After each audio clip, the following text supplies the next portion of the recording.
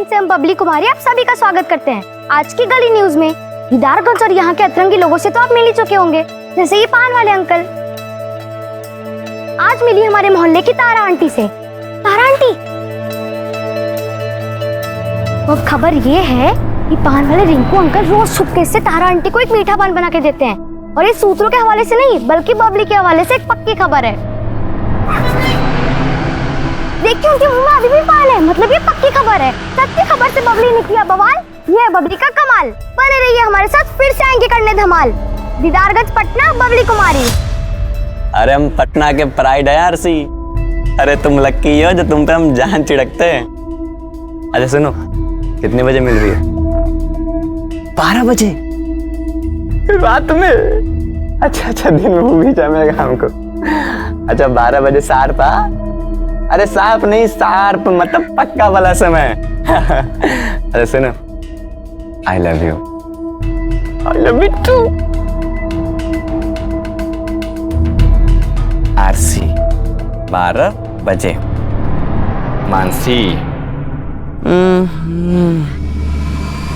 Hello.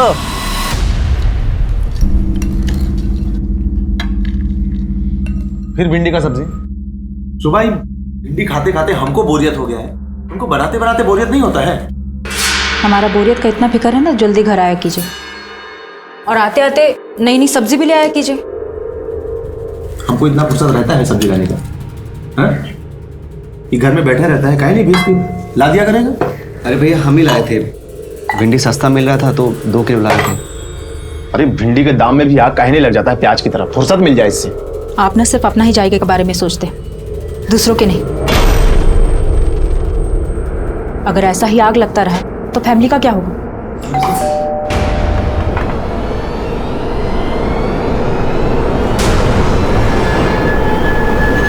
आ गई।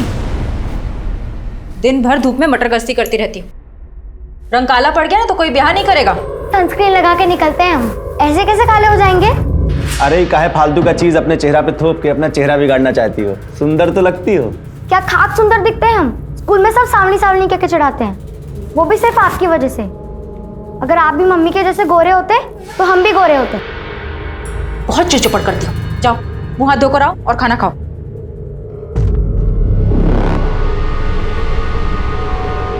देखा, रंग भी आपके जैसा ही पाई है और आपके ही नक्शे कदम पर चल रही है। जीतू ये गिफ्ट विफ्ट तो ठीक है, लेकिन तुमने हमारे फ्यूचर के बारे में क्या सोचा है? क्या? तुम्हारे फ्यूचर में हम हैं ना? अरे फ्यूचर में क्या? हमको तो लगता है ना कि तुम्हारा पास्ट में हमारा एग्जिस्टेंस था। एग्जिस्टेंस? बिल्कुल सही पकड़ी हो। वैसे तुम्हारे पास्ट में हमारी एग्जिस्टेंस ही कैसे? ओ क्या है ना मानसी, तुम्हें हमारी जीवन साथी थी। मानसी अभी तो आई हो, तुम जाने की बात कर रहे हो। आज नहीं कल। मानसी जीतू प्लीज, आज नहीं कल। Mansi bye bye. माँ कसम। हाय प्रिया जी। अरे देखिए प्लीज हमें छोड़ दीजिए। ऐसे कैसे जाने दें? आपसे ही तो हमारा फ्यूचर है।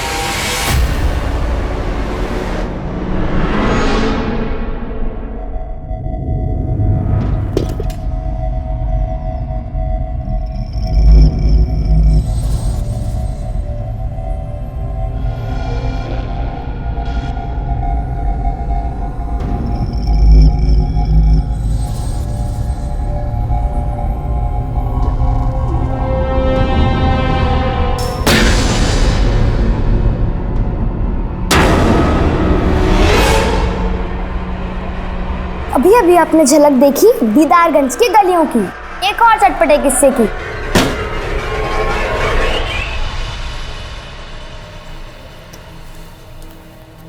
परीक्षा का फॉर्म भर दी? बहुत बढ़िया उपाय निकाली हो प्रिया काम से बचने का। मतलब दुनिया भर का सारा एग्जाम पढ़ाई सिर्फ इसको करना है और हम इस घर में सिर्फ खटते रहे। इंजीनियर तुमको थोड़ी ना बनना है बहू, उसको बनना है तो पढ़ेगी नहीं।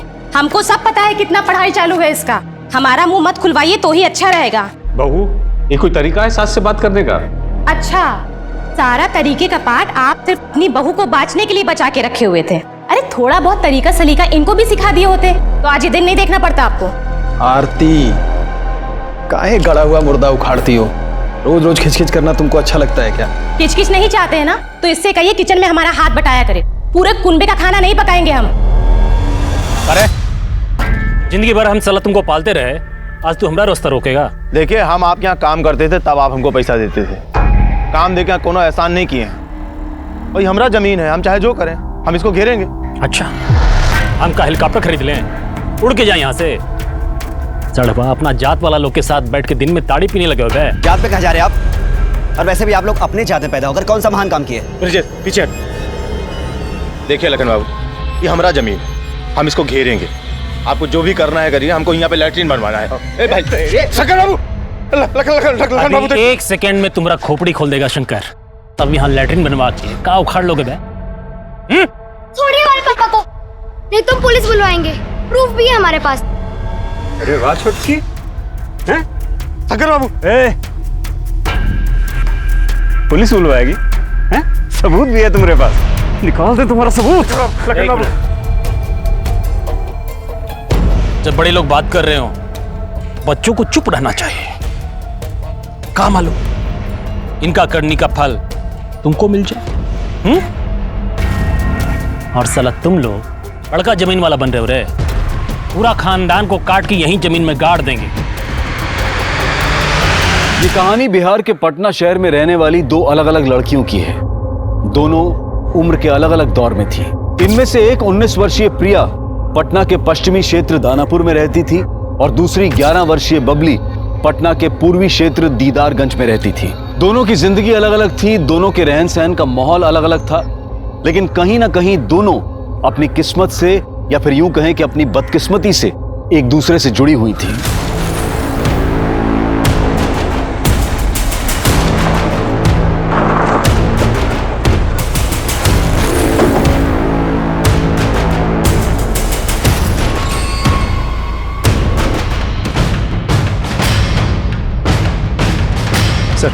लड़की का नाम बबली है, करीब 2 किलोमीटर दूर रहती है। दोपहर से मोहल्ले वाले से ढूंढ रहे थे और लाश हमें यहाँ मिली। हो सकता है बच्ची को कोई यहाँ जबरदस्ती लेकर आया हो, और ऐसी सुनसान जगह पर बच्ची को लेकर आने का मकसद रेप हो सकता है। राजन, तुम पूछताछ जारी रखो जी, हम बच्ची की फैमिली से मिलते हैं।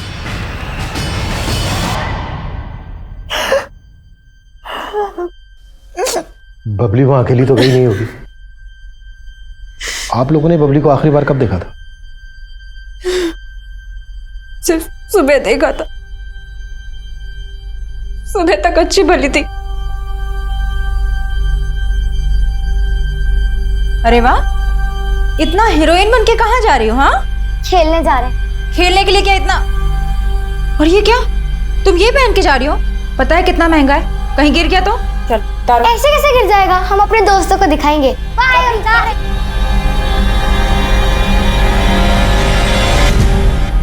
किन बच्चों के साथ खेलने गई थी बबली? सर, गले के बच्चे होंगे। हमने उनसे बात भी की, लेकिन वो किसी भी दोस्त के पास नहीं गई। हमने उसे फोन भी किया, लेकिन उसका नंबर स्विच ऑफ आ रहा है। फोन?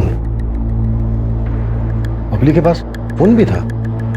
हाँ सर, उसे वीडियोस बनाने का, गेम खेलने का बड़ा शौक था, इसलिए हमने उसे फोन देकर रखा था।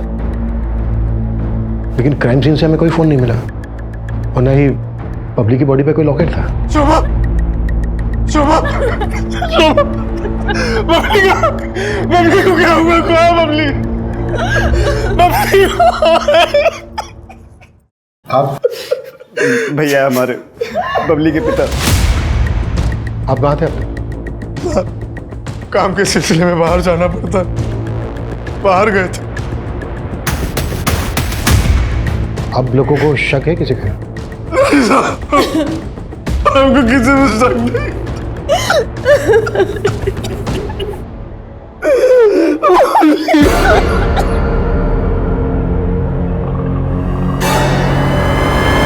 ये लोग अभी बात करने की हालत में नहीं है। आसपास पूछताछ करो, शायद किसी ने बबली को किसी के साथ क्राइम सीन की तरफ आते जाते देखा हो। बबली और उसकी फैमिली से जुड़ी हुई सभी बातें पता करो, पर्सनल और आउटसाइडर दोनों एंगल्स पे काम करो। साहब,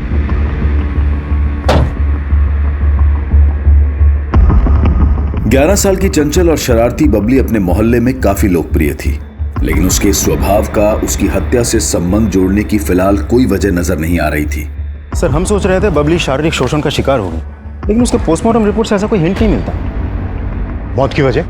उसके सिर पे 4 इंच से भी ज्यादा लंबा घाव है। पोस्टमार्टम रिपोर्ट के हिसाब से उसके सर को जोर से कहीं पटका गया है, इसकी वजह से बबली की मौत हुई। कुछ और पता चला? सर, ये कि उसके माँ बाप के आपसे रिश्ते कुछ ठीक नहीं थे, दोनों में अक्सर लड़ाइयाँ होती है। किन बातों को लेकर? अफेयर। मैंने अपने खबरी को काम पे लगाया था। तो थोड़ा और टटोला तो पता चला कि बबली के फादर उमेश का सोनपुर में रहने वाली सोनाक्षी नाम की एक औरत के साथ काफी मिलना जुलना है।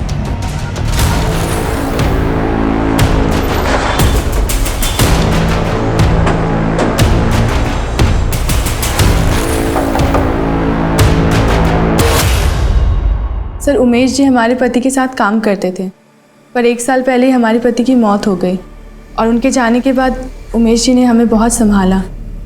वो हमारे बहुत अच्छे दोस्त भी हैं। सोनाक्षी जी, हमने सुना है उमेश कहीं कहीं रात यहाँ रुकता है। आप दोनों सिर्फ दोस्त हैं या? जी, वो हमारे लिए दोस्त से बढ़कर हैं। अगर इस सब में तुम्हारा कोई हाथ नहीं है तो क्या ये सारी प्लानिंग सोनाक्षी ने की थी? सोनाक्षी को ना ही हमारी पत्नी से कोई दिक्कत थी, ना ही हमारी बेटी से। और तुम्हारी पत्नी शोभा को तो दिक्कत थी। पिछले 1 साल से तुम्हारे और शोभा के बीच में कुछ ठीक नहीं चल रहा है। हाँ साहब, लेकिन इसकी वजह सोनाक्षी नहीं थी। हमारे और शोभा के बीच में झगड़ा तो शोभा के मायके वालों की वजह से है। कैसा झगड़ा? शोभा का भाई पवन बहुत ही लालची किस्म का इंसान है साहब। अरे ऐसा कोई बात नहीं है जीजाजी, अब बात तो समझिए। जाओ तुम यहाँ से, 1 नंबर के निर्लज्ज आदमी हो। ससुर जी की संपत्ति बिकी, सारा पैसा खा के बैठ गए। उसमें आधा हिस्सा भाई का तो आधा हिस्सा बहनों का भी होता है। कौन सा हिस्सा बचा है शोभा का? हाँ, ससुर जी की संपत्ति का आधा हिस्सा तो पहले ही दहेज के रूप में यहाँ से ले गई थी। अब जो बचा कुचा है उस पे भी यहाँ खड़े बैठे हैं क्या? बड़े लालची आदमी, आप ससुराल का पैसा खाएंगे? हम लालची आदमी हैं? हम लालची आदमी हैं? आज के बाद तुम में से ना कोई भी हमारे घर में अपनी शक्ल तक मत दिखाना।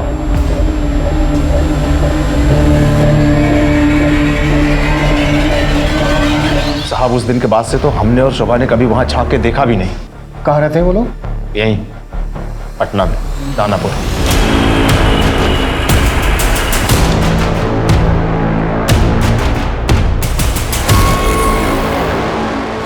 बबली का हत्या हो गया। बचो।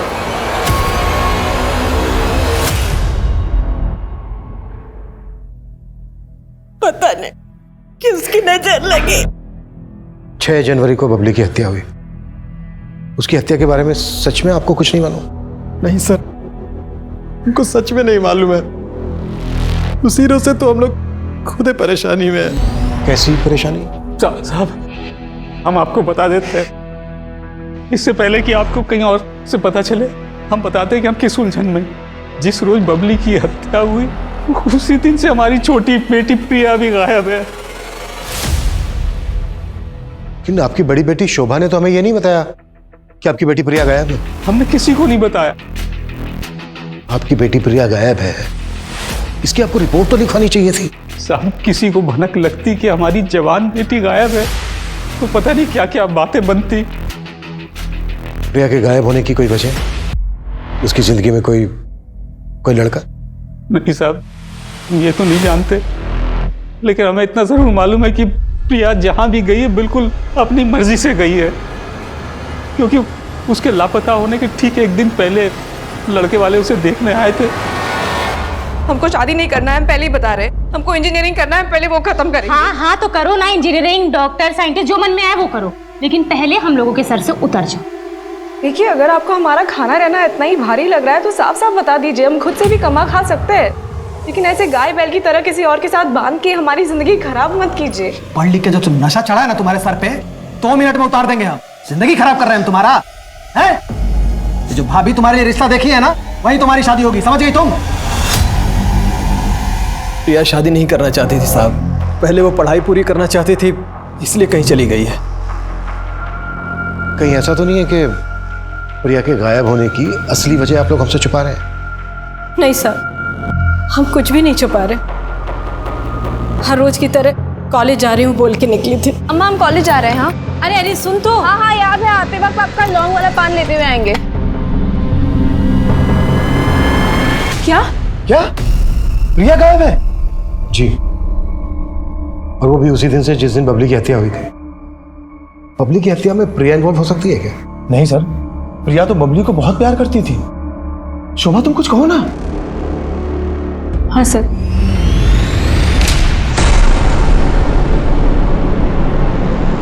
प्रिया का गायब होना एक रहस्य नजर आ रहा था। पुलिस प्रिया और बबली दोनों परिवारों से जुड़ी बारीक से बारीक बात को पता कर रही थी और इसी कड़ी में उमेश के परिवार की एक और रंजिश के तार खुलकर सामने आए, जिसकी जड़ें काफी गहरी थी। तुम लोगों का झगड़ा इस हद तक पहुंच गया था कि लखन ने इस पे बंदूक तक तान दी थी, बच्ची को धमकी दी थी। तभी भी तुम दोनों को जरा सा भी शक नहीं हुआ कि वो बबली को। साहब हम तो सोच रहे थे कि आप लोगों से सब बता दें, लेकिन आप लोग तो हम ही पे शक किए जा रहे थे, तो इसलिए हम लोग चुप रह गए। इतना छोटा झगड़ा के लिए हम मार दिए उसका बेटी को। इंस्पेक्टर साहब, पगला गया वो। बंदूक ताने तुम? इतनी सारी एफआईआर दर्ज है तुम लोगों के नाम पर, जमीन हड़पने के कई केसेस चल रहे हैं और पगला गए हैं ब्रजेश और उमेश। अरे आप ही सोचिए, अगर हम लोगों को यही सब करना होता तो हम लोग कोर्ट का रास्ता क्यों चुनते? अरे महाराज, वो गली को बंद कराने के लिए वो वकील भी हायर किए हम लोग। दिखाओ भाई डॉक्यूमेंट। गली का फैसला तो खैर कोर्ट करेगा, अगर बबली की हत्या में तुम दोनों का हाथ है ना, तो तुम दोनों की जिंदगी के सारे रास्ते मैं खुद बंद करूंगा। बिना हमें बताए शहर छोड़ के कहीं मत जाइएगा। सर, इस केस में तो एक के बाद एक गड़े मुर्दे उखड़ रहे हैं, लेकिन मुझे यह समझ में नहीं आ रहा है कि लखन और शंकर ने मिलकर अगर बबली को मारा है तो प्रिया क्यों गायब है? हो सकता है प्रिया इस केस में कैजुअलिटी हो। अगर ऐसा है तो फिर इन दोनों ने प्रिया को जिंदा नहीं छोड़ा होगा। प्रिया की स्कूटी का कुछ पता चला? अभी तक तो नहीं सर, लेकिन प्रिया के कॉल रिकॉर्ड्स मैंने चेक किए हैं, लगता नहीं कोई अफेयर होगा। इस वक्त हमारा यह पता लगाना बहुत जरूरी है कि प्रिया कहां गायब है। मुझे लग रहा है किसी ने जानबूझकर जाल बिछाया है ताकि बबली की हत्या के लिए हम प्रिया पर शक करते रहें और असल गुनहगार पर हमारा ध्यान ही ना जाए।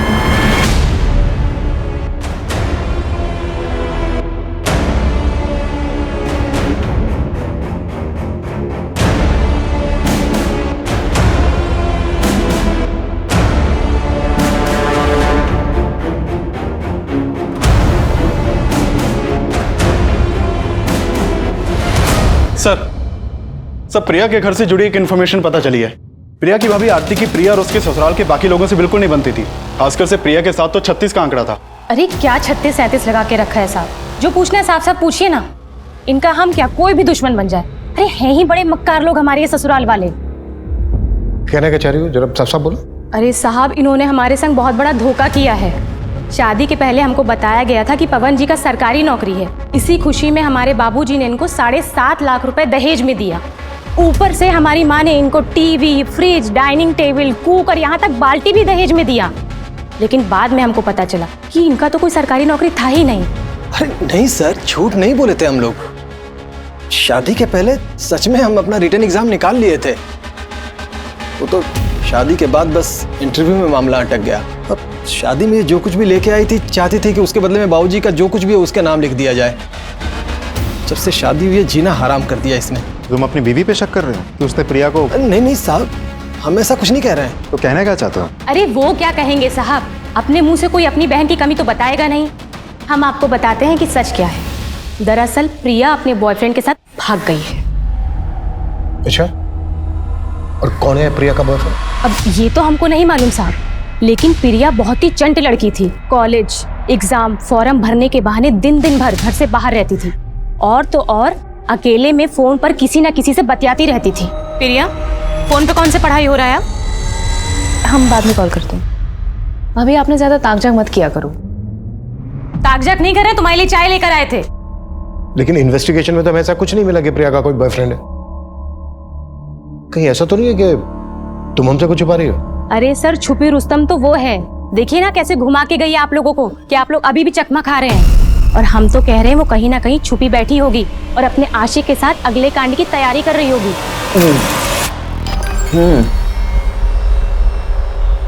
कितने बजे मिल रही हो? ठीक है,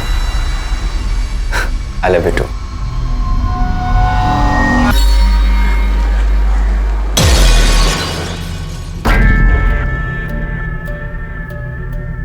करे ये पुलिस वाले लोग मेरे घर तक कैसे पहुंचे?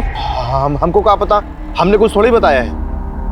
एक बात याद रखना बेटा, अगर वो 4 साल पुराना गड़ा मुर्दा उखड़ा ना, तो अभी तो बेटी गई है। तुम्हारी बीवी, तुम्हारा भाई, सबको शमशान पहुंचा देंगे। ध्यान रहे। माना प्रिया की अपनी भाभी आरती के साथ बनती नहीं थी, पर उसका सोशल अकाउंट चेक करना कैसे भूल गए हम? सर मैं चेक करता हूँ। सर मैंने प्रिया के कॉल रिकॉर्ड को फिर से खंगाले। जितेंद्र साहू नाम के एक लड़के का नंबर मिला है। इस जितेंद्र के साथ प्रिया की कुछ 1-2 बार बात हुई है। थोड़ी और इंक्वायरी की तो पता चला ये जितेंद्र साहू एक साथ कई लड़कियों के कांटेक्ट में है। एक नंबर का लफंगा है सर। हमारी नाक के नीचे एक सस्पेक्ट छुपा बैठा था, चुप कैसे हुई हमसे? अरे वे देखा हो इस मजनू को, अब ये मजनू ही बताएगा कि प्रिया कहाँ है।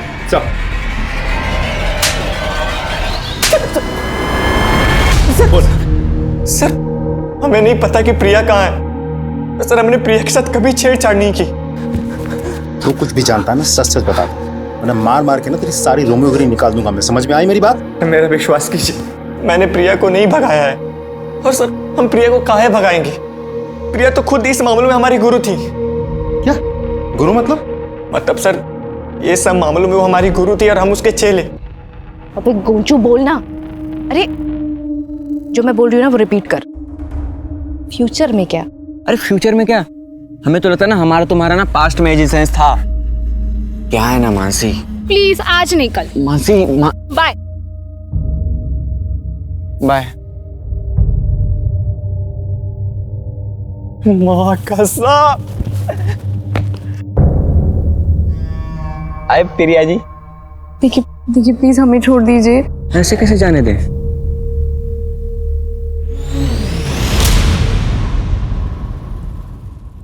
एकदम चमू हो क्या तुम? पता तुम्हारा ना हम भी कुछ नहीं कर पाएंगे। जिस लड़की की एक्टिंग हम कर रहे थे ना, उसको मर्दानगी टाइप लड़का पसंद है, ऐसे बलात्कारी नहीं, समझे? और अगर तुम इतना चिपकोगे ना तो लड़की से लात मार के निकल जाएगी। तेरी मनगढ़ंत कहानी सुनने के लिए यहाँ बैठे नहीं हैं हम। जब तक ये ना बता देना कि प्रिया कहाँ है, मार मार के इसकी सारी हीरोगिरी निकाल दो। सर मेरी बात तो सुनिए सर, ऐसा कुछ किए सर।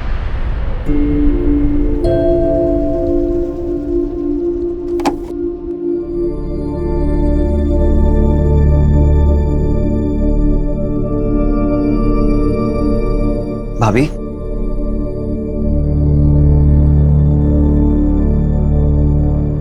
ऐसे खाना नहीं खा के खुद को तकलीफ दे के क्या फायदा?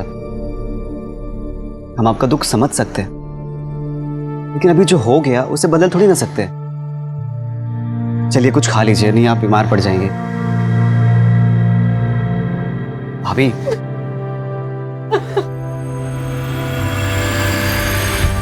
ये देखिए सर, ये प्रिया का सोशल मीडिया अकाउंट है जिसके थ्रू वो कुछ लोगों के साथ रेगुलर चैटिंग किया करती थी और इन लोगों के साथ वॉइस और वीडियो कॉल पर भी बातें किया करती थी। सर इसी वजह से हमें प्रिया के कॉल रिकॉर्ड में कुछ नहीं मिला था। क्या नाम है इनके जिनके साथ वो चैटिंग करती थी? सर प्रमोद शुक्ला, मनोज राजपूत, तरुण राज। सर ये जितेंद्र तो कुछ उगल ही नहीं रहा है, बोल रहा है उसको पता ही नहीं प्रिया कहाँ है। जाने दो उसको, और राजन को बोलो कि नजर रखे उस पर। अपने आप पता चल जाएगा कि वो सच में कुछ नहीं जानता है या फिर झूठ बोल रहा है। तो मुलाकात करते हैं इन तीनों से।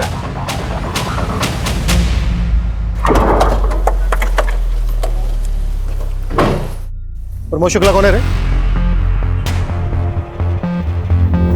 नमस्ते सर, हम हैं, बताइए साहब। लोकअप में रिपेयरिंग का काम काफी बचा है, चल साथ में मिलकर करते हैं। मनोज चल चल चल चल। ऐसी साड़ी आपको पूरे पटना में ना मिलेगी। अरे मुंबई से नया नया स्टॉक आया अभी अभी। अरे देख। हाँ तो हुआ क्या? अरे साहब हम कुछ नहीं किए साहब, हम सच बोल रहे हैं। सर हमको नहीं मालूम प्रिया कहाँ है सर। हमको तो ये भी नहीं पता कि प्रिया ये दोनों के साथ में थी। हम तो समझते थे कि हमसे प्यार करती है सर। अच्छा एक बात बताओ, इससे मैचिंग सूट कहाँ मिलेगा मुझे? अरे वो सब तुम हम पे छोड़ दो। सर वो हमारी दुकान पे भी आती थी और खूब सारा सामान लेके जाती थी सर। मैं रखूँ क्या ये प्लीज़? अरे रखो, दुकान तुम्हारा ही है। तो साहब वो हमसे भी ऐसे ही बात करती थी साहब। पता है प्रमोद, जब भी हम तुम्हारे साथ होते हैं ना, हमारा बस उड़ने का मन होता है। तो तुम तीनों का कहना है कि प्रिया तुम तीनों के साथ डेट कर रही थी? जी।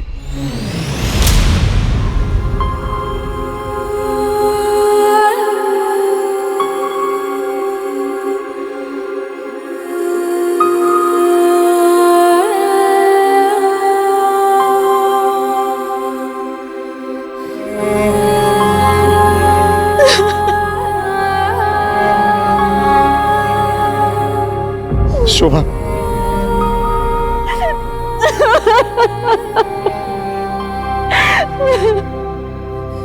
हमारी फूल सी बच्ची के साथ ऐसा कोई कैसे कर सकता है? जिसने भी किया है वो मुझे करने चाहिए।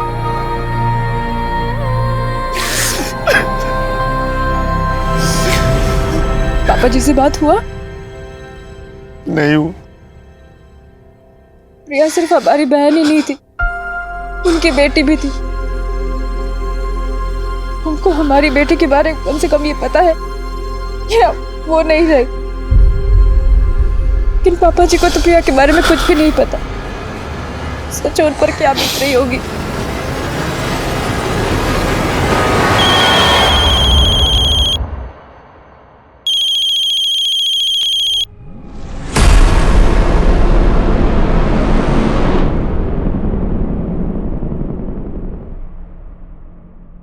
हाँ, सबको एकदम शांत रखो, अभी कुछ नहीं करना है। समय आने में भैया बताएंगे क्या करना है। ठीक है।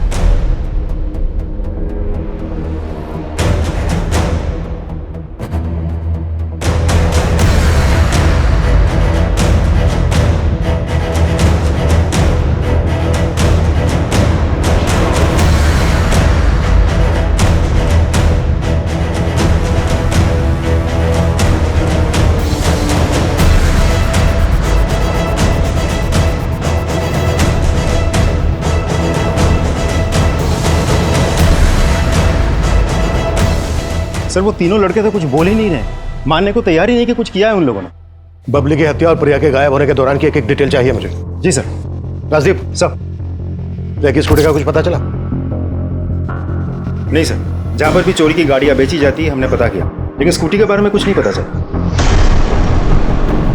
आज के समय में किसी का दोहरी जिंदगी जीना कोई हैरान कर देने वाली बात नहीं है, लेकिन प्रिया सिर्फ दोहरी जिंदगी नहीं बल्कि दोहरा व्यक्तित्व भी जी रही थी। प्रिया के उस व्यक्तित्व की जो तस्वीर मनोज, प्रमोद और तरुण ने पुलिस को दी थी, अगर उसे सच माना जाए तो इस संभावना को नकारा नहीं जा सकता है कि प्रिया अपनी मर्जी से अपनों से दूर चली गई थी। लेकिन संभावना यह भी थी कि खेल खेल में प्रिया ने कई दुश्मन बना लिए हों और प्रिया के गायब होने के पीछे शायद इनमें से ही किसी एक का हाथ हो। लेकिन इन सब का मासूम बबली की हत्या से क्या ताल्लुक था? पुलिस बबली के केस में अब भी किसी ठोस सिरे की तलाश में थी और तब उन्हें बबली के खोए हुए फोन की जानकारी मिली।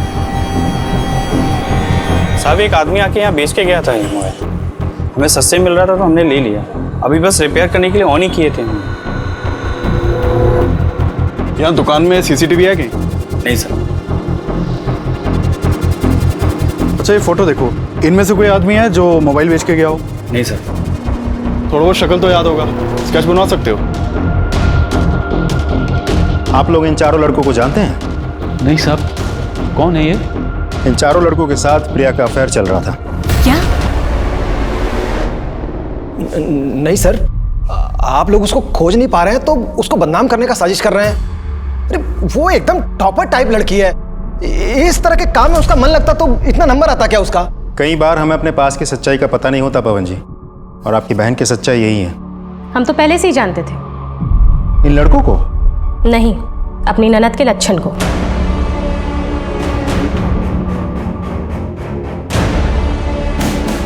सर, मोबाइल का डेटा इस पर ट्रांसफर कर दिया। Thank you.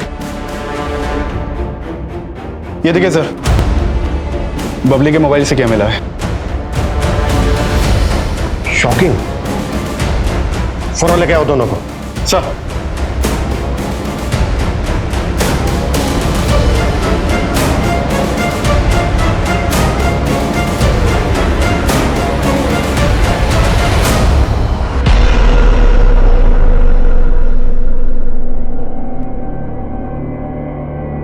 साहब इसमें भाभी का कोई गलती नहीं है। भैया भाभी को वक्त ही नहीं दे पाते थे।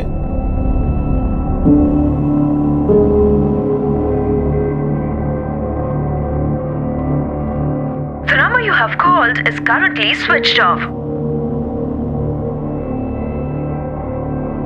भाभी, आप इतनी रात में यहां क्यों खड़ी हैं?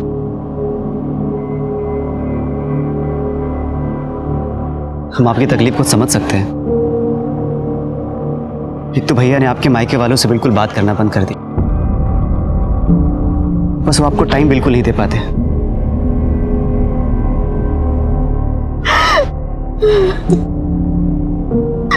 संभालिए अपने आप को।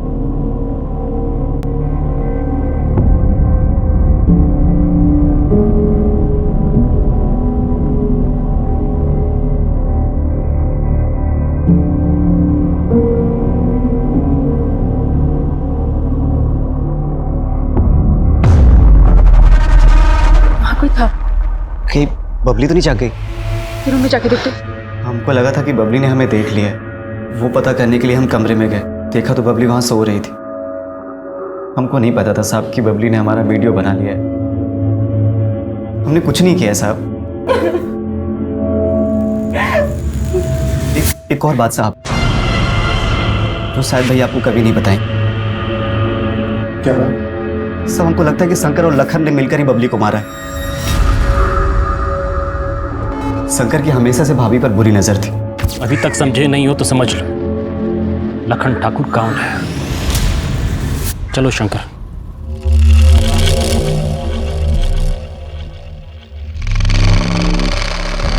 पर होली में भी वो बहुत नशे में था और उस दिन उसने भाभी के साथ जबरदस्ती की। जब तू फंस रहा है तो खुद को बचाने के लिए कोई भी कहानी बनाएगा, कुछ भी बकेगा। सर हम झूठ नहीं बोल रहे हैं, आप चाहे तो भाभी से पूछ लीजिए। अगर ये बात सच थी तो तुम लोगों ने ये बात हमसे पहले क्यों नहीं बताई?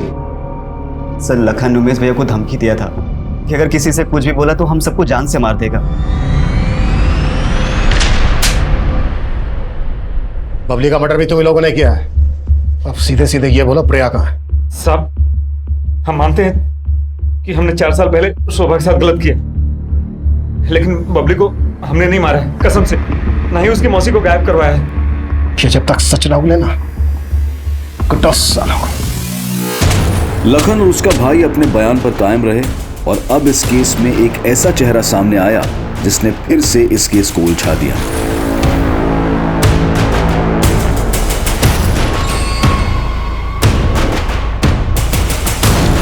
सर इस आदमी की शक्ल तो हमारे किसी भी सस्पेक्ट से मैच नहीं करती।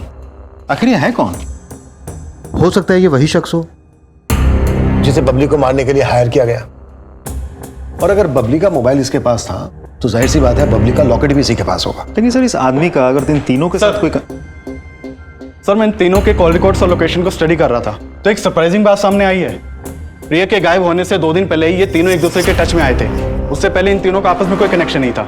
और जिस दिन प्रिया गायब हुई और जहां हमें बबली की लाश मिली थी, ये तीनों उस दिन सेम टाइम सेम जगह पे मौजूद थे। सर बता दे, सर बता, आपको पता चल गया था सर? वो एक ही टाइम पे काफी लड़कों को घुमा रही थी। फिर हमको पता चला कि वो सिर्फ तरुण और हमें नहीं बल्कि प्रमोद को भी बेवकूफ बना रही थी। फिर क्या किया तुम तीनों ने उसके साथ?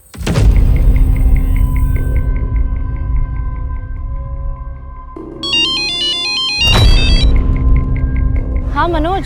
सॉरी बहुत अर्जेंट था, हम बहुत परेशान हैं यार, हमारी माँ बीमार है। सुनो हम तुमसे मिलना चाहते हैं प्लीज़, और कुछ पैसे पड़े हो तो लेते आना, शायद ज़रूरत पड़ जाए।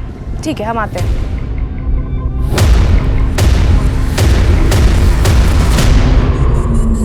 बबली 1 सेकंड, हम आते हैं। अरे इसको काहे ले आई? अरे हम इसके घर के पास से गुजर रहे थे, हमको देखी तो जिद पकड़ ली, स्कूटर पे घूमना। 1 सेकंड हम आते हैं।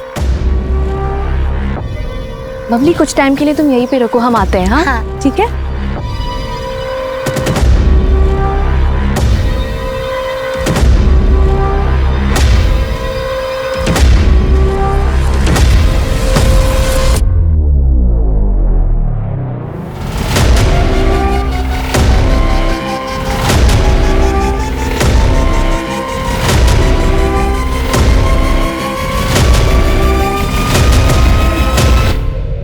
अलग लड़कों के साथ मजा लेने का बहुत शौक है ना? रेप किया उसका बारी बारी से था। उसके बाद साहब हम लोग चले गए थे, हमने मारा नहीं किसी। इस हमानियत को तुझसे बस बोल रहा। ये सब करते हुए तुम तीनों को बबली ने देख लिया, इसे बबली का भी मर्डर कर दिया तुमने। नहीं साहब, बबली को हमने नहीं मारा। नाजिब साहब, इन तीनों को क्राइम सीन पे ले जाने की तैयारी करो।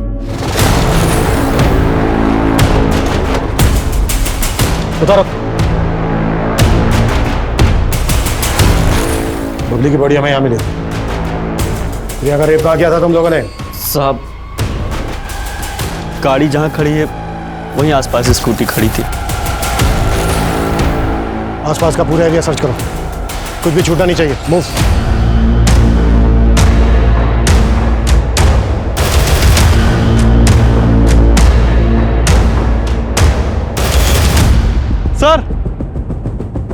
सर ये देखिए सर, यहाँ आसपास की सारी जमीन ठोस है और ये कुछ अलग।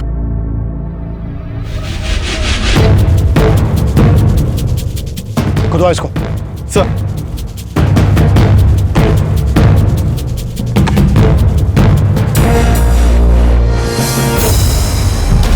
सर ये तो प्रिया है। अभिषेक सर, बॉडी को पोस्टमार्टम के लिए भिजवाओ और इन तीनों को लॉकअप में शिफ्ट करो। सर एक सेकंड सर, अगर बबली और प्रिया दोनों को इन लोगों ने मारा होता तो दोनों को एक ही जगह गाड़ देते। प्रिया को उन लोगों ने यहाँ गाड़ा और बबली को कहीं और छोड़ दिया। हो सकता है ये तीनों सही बोल रहे हो, कातिल कोई और ही। राशि, बबली को सब कुछ रिकॉर्ड करने की आदत थी। हो सकता है उस दिन यहाँ पर जो कुछ भी हुआ वो सब कुछ बबली ने रिकॉर्ड किया। बबली के मोबाइल को दोबारा से चेक करो, अच्छे से खंगालो, और इस दरमियान अगर उसके मोबाइल से कुछ भी डिलीट किया गया है तो उसे रिट्रीव करवाओ। सब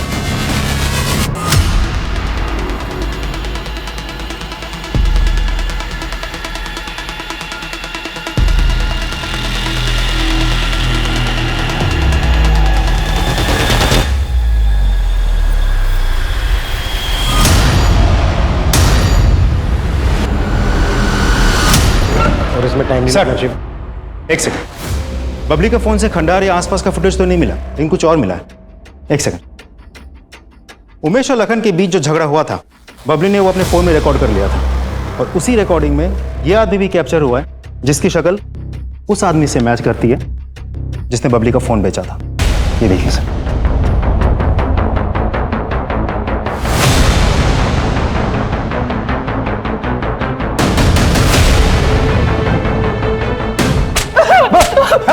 अभिषेक, सर इसका पूरा घर खंगाला।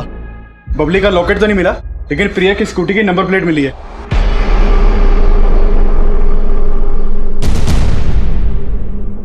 कहाँ है प्रिया की स्कूटी? साहब हमने पूरी स्कूटी खोल के उसको अलग अलग जगह बेच दिया साहब। और बबली का मोबाइल वो कहाँ से मिला था तुझे? साहब मोबाइल खंडर में पड़ा था तो हमने उठा लिया था साहब।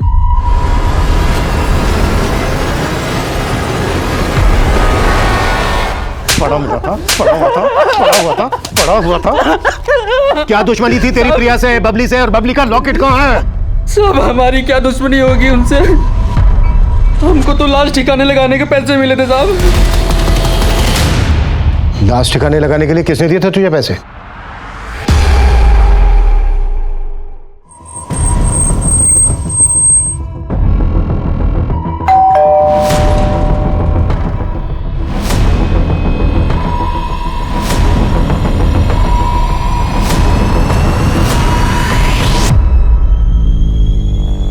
बबली का ये लॉकेट तुम्हारी ही कबर से मिला है।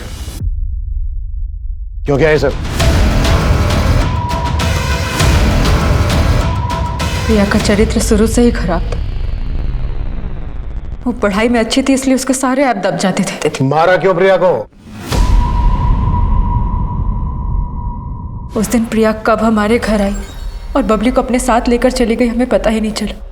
जब बबली बहुत देर तक घर वापस नहीं आई तो हम उसे खोजने निकले। बबली, बबली। जब हम उस रास्ते पर पहुंचे तो हमें खंडर के पास प्रिया की स्कूटी नजर आई। बबली, बबली। जब हम खंडर के पास गए तो वहां से बबली के रोने की आवाज आ रही थी। बबली। जब हम खंडर के अंदर जाकर देखे तो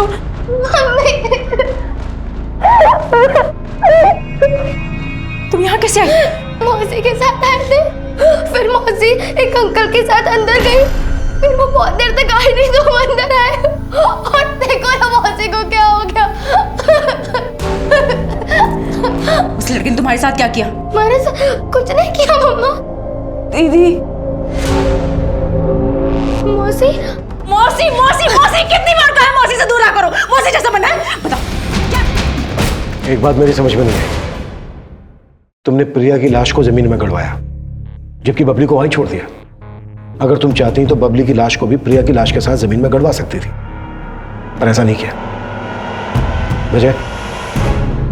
क्योंकि हम नहीं चाहते थे कि प्रिया का अंतिम संस्कार हो। उसने अपनी जिंदगी में जो किया है उसके लिए इसको मोक्ष भी नसीब नहीं होना चाहिए। उसी की वजह से हमारी बबली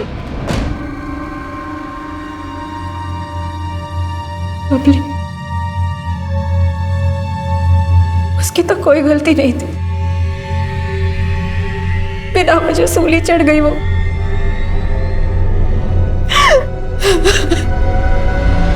हम सब अपनी जिंदगी में कुछ ना कुछ तनाव झेल रहे होते हैं। जीते जी हमें कई कठिनाइयों का सामना करना पड़ता है, और जब इन कठिनाइयों का कोई उपाय नहीं मिलता तो ये तनाव हताशा का रूप लेने लगता है। और अगर उस हताशा को मन ही में दबा कर रखा जाए तो वो आगे चलकर किसी न किसी की जिंदगी तबाह जरूर करती है, और इस केस में भी यही हुआ। तरुण मनोज और प्रमोद पर प्रिया के साथ बलात्कार करने, शोभा पर अपनी बेटी बबली और अपनी बहन की हत्या करने, और ज्ञानू को उसका साथ देने और सबूतों के साथ छेड़छाड़ करने के लिए दोषी पाया गया, और अब सभी अदालत से अपने फैसले का इंतजार कर रहे हैं। प्रिया के पिता आज भी अपनी बेटियों पर लगे आरोपों को मानने के लिए तैयार नहीं हैं। वहीं ब्रजेश घर छोड़कर चला गया है और उमेश भी अपनी पत्नी को बचाने के लिए कानूनी लड़ाई लड़ रहा है, क्योंकि कहीं ना कहीं उसे भी एहसास है कि इस सब के पीछे उसकी भी गलती थी। देखते हैं हमारे आज के एपिसोड की दूसरी कहानी। नमस्कार, आदाब। मैं अनूप सोनी क्राइम पेट्रोल सतर्क के ब्लैक हेडलाइंस अध्याय के आज के एपिसोड में आप सबका स्वागत करता हूं। इंसान के जीवन में विचारों का बड़ा महत्व होता है। अच्छे विचार इंसान को प्रगति के पथ पर ले जाते हैं और बुरे विचार पतन की गर्त में। बुरे विचार लंबे समय तक संस्कारों के रूप में हमारे मन में जगह बनाकर हमें ललचाते हैं, डराते हैं, और फिर बेवजह होते हैं जुर्म। ये बेवजह के जुर्म कुछ ही मिनटों में कई जिंदगियां बर्बाद कर देते हैं, और हाथ आता है सिर्फ पछतावा, बेवजह।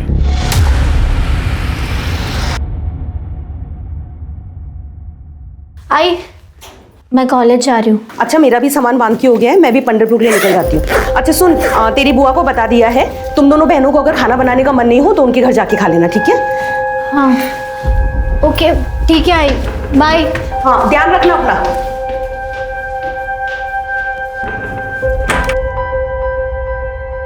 मेघा, क्या हुआ? कुछ नहीं आई। तुम ये बैग लेके कहाँ जा रही हो? वो वसुधा से कुछ कपड़े लिए थे मैंने, बस वो लौटाने जा रही हूँ। मेघा सुन, एक बात बोलूं, मेरे पीठ पीछे ना दोनों बहनें झगड़ना मत। सानिका थोड़ी भावुक है ना, उसे संभाल लेना, और अगर विट्ठला का आशीर्वाद रहा तो इसी साल एक ही मंडप में दोनों का लगन हो जाएगा। अच्छा, मैं चलती हूँ वरना लेट हो जाऊंगी। हेलो अश्विनी, कहाँ हो? हाँ, भी घर से निकल रही हूँ, बस मैं बैठ के तुम्हें फोन करती हूँ, ठीक है? मैं निकलूँ नहीं तो बस छूट जाएगी। अच्छा अच्छा ठीक है, अपना ख्याल रखना। हाँ।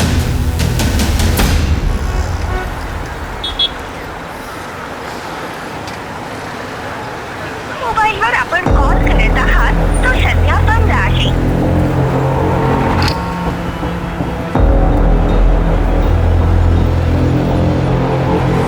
मोबाईलवर आपण कॉल करत आहात। चला मुंबई मुंबई मुंबई नाशिक या चला चलो चलो अंदर।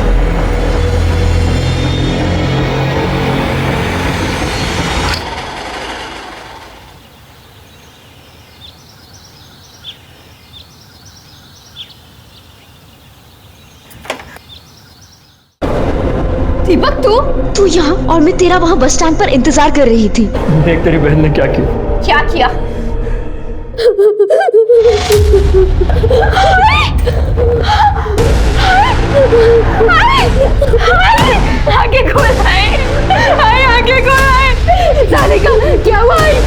अरे ये क्या बताइए, किसी ने मारा तेरी आई को?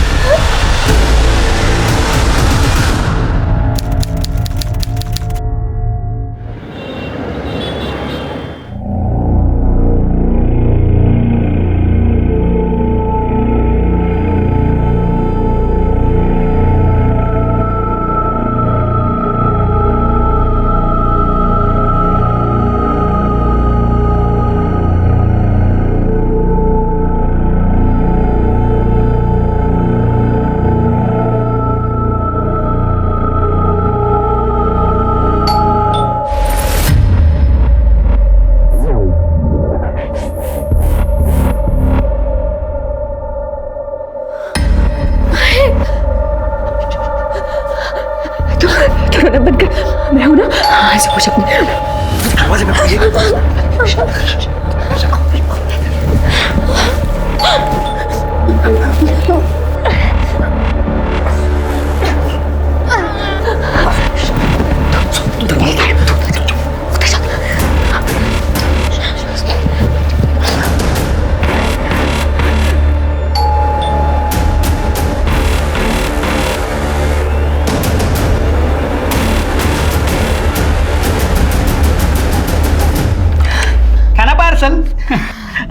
काकी नहीं है? काकी नहीं, वो तो पंढरपुर गई है। अच्छा, अपने सेठ से कहना कि मैं पैसे भिजवा दूं।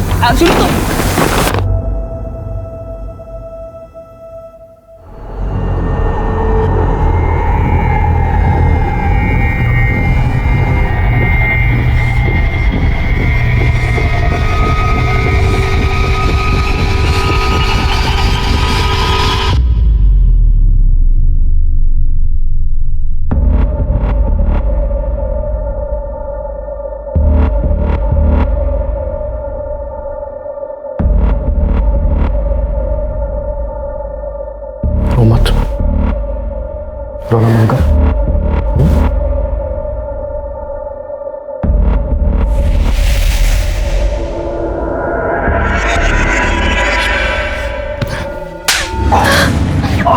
निकल यहाँ से। तुझे शर्म नहीं आती? मेरी आई मर गई और तू। अरे जान, मेरा वो मतलब नहीं था। छोड़ मुझे, जा। अरे निकल इस रूम से बाहर।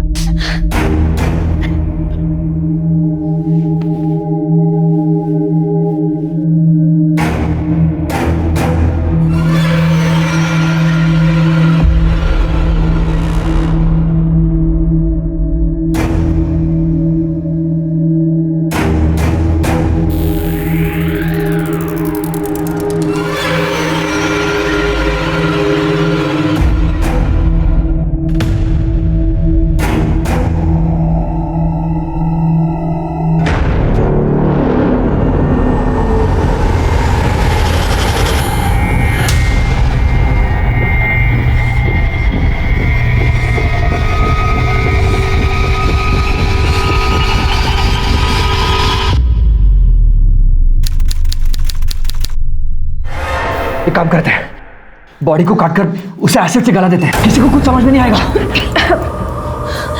नहीं, मैं आई को ऐसे नहीं देख सकती। प्लीज नहीं। तो ये उसे मारने से पहले सोचना चाहिए था। झगड़ू मत, हमें कुछ ऐसा करना होगा कि हम में से कोई भी ना फंसे।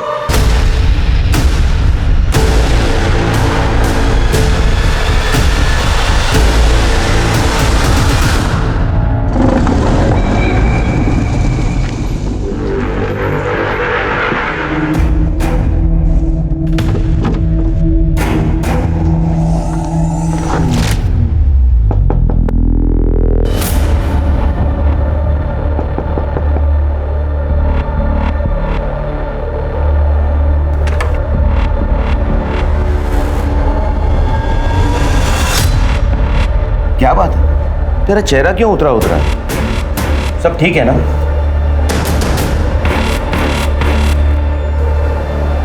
हाँ बाबा, सब ठीक है। वो क्या है ना, मेरी आंख लग गई थी। मेघा कहाँ है? ताई बुआ के घर गई है। अच्छा बाबा, मैं आपके लिए पानी लाती हूँ। हाँ, 4 दिन हो गए, तेरी ऐसे मेरी कोई बात ही नहीं हुई। जब भी फोन करता हूं बंद आता है। Hello, Panchavati police station. कहाँ?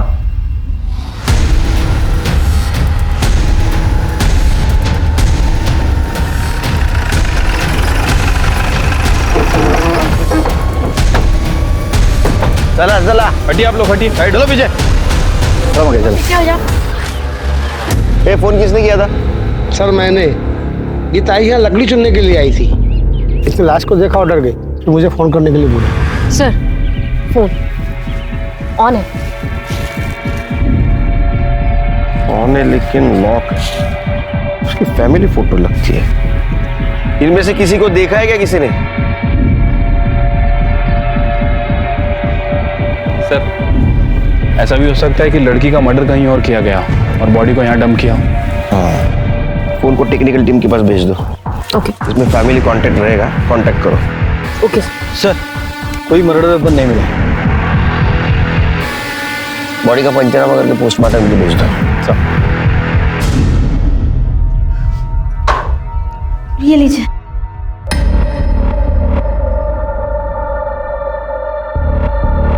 घर धोया है क्या? हाँ हाँ, धोया था। तेरी और मेघा की आई से कुछ बात हुई? हाँ हुई थी ना, वो अच्छे से। और आई ने आपको फोन भी किया था, लेकिन क्या है ना, आपका फोन बंद था बाबा। मेघा का फोन। Hello, police station.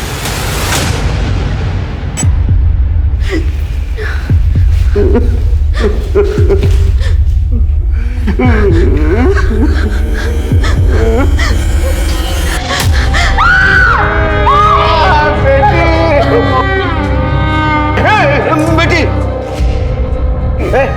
पानी लेके आ जा।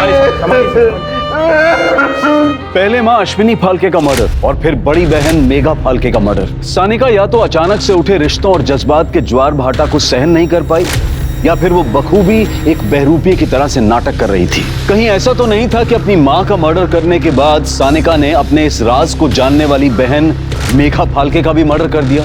इन दोनों मर्डर्स में दीपक दातार का क्या रोल था? क्या दीपक सानिका और मेघा दोनों के साथ टू टाइमिंग कर रहा था? और ऐसे में क्या ये लव ट्रायंगल ही इन दोनों मर्डर्स का कारण था? अब कैसी तबीयत तुम्हारी? ठीक है। तुम्हारी ताई सवेरे कितने बजे घर से बाहर निकली थी? करीब 10 बजे। सुबह सुबह बुआ का कॉल भी आया था। अच्छा सुन, आज ना मैंने तुम लोगों के लिए पूरन पोली बनाई है, जल्दी घर आ जाओ नाश्ते के लिए। और सुन, अकेले मत आना, आते वक्त सानिका को भी साथ ले आना। ठीक है बुआ, आते हैं हम। चल सानिका, तैयार हो जा। तुम जाकर आओ ना, वो मेरी तबीयत ठीक नहीं है। Please please. ताई फिर बुआ के घर चली गई। इतनी देर तक तुम्हारी ताई घर पे नहीं आई, तुम्हें चिंता नहीं हुई उसकी? सर मेरी तबीयत खराब थी, आंख लग गई थी। फिर जब 4 बजे बाबा आए तब आंख खुली।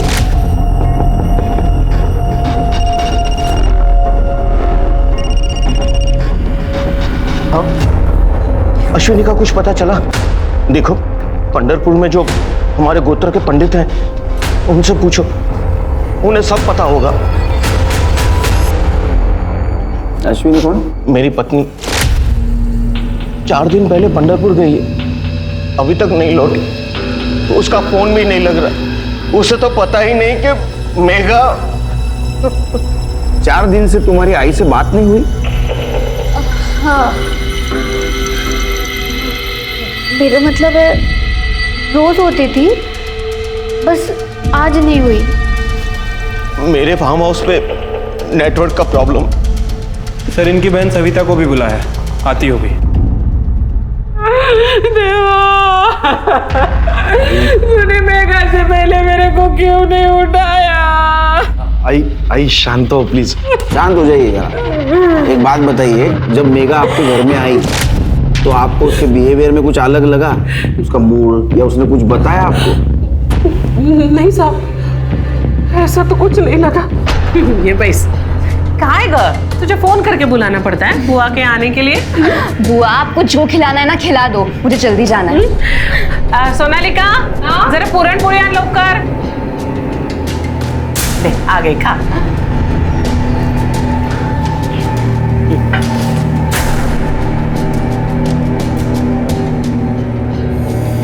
हळू धीरे खा जरा। तुम्हाला माहिती है मेरे साथ इतनी मस्करी करती थी ना। आपके घर से कितने बजे गए हो सवेरे? साहब मैंने घड़ी नहीं देखी उस वक्त। हाँ लेकिन बहुत जल्दी चली गई थी वो। लेकिन देखिए ना साहब, अब लोग ना पूरी जिंदगी भर मेरे को ताने मारेंगे कि मेघा मेरे घर से चली गई और मर गई।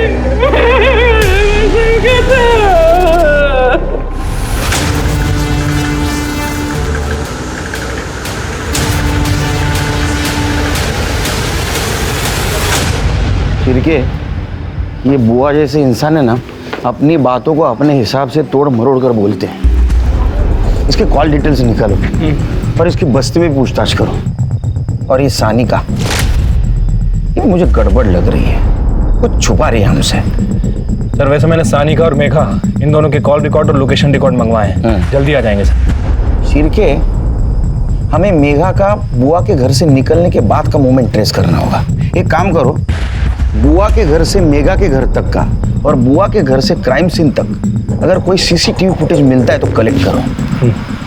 इस केस में हमें किसी भी हालत में ब्रेक थ्रू चाहिए। मैडम सविता का हस्बैंड जिंदा था ना, तभी दोनों फैमिली में रिलेशन अच्छे थे। सविता के पति के मर जाने के बाद अश्विनी ने दोनों परिवार को संभाल के रखा है। लेकिन 3 महीने पहले सविता ने बहुत बड़ा तमाशा खड़ा किया था। मैं देखो ओमकार बोल रही हूँ, अगर मेरा पति जिंदा होता ना तो तेरे दरवाजे पे थूकने भी नहीं आती मैं। बुआ तुझे अगर इतनी अकड़ है तो तू आती क्यों है? ये सब बातें ना अपने बाप को पूछ। ये जो तुम लोग की साड़ियाँ गहने कहाँ से आता रे? किसके बदौलत आता? हमारे बदौलत।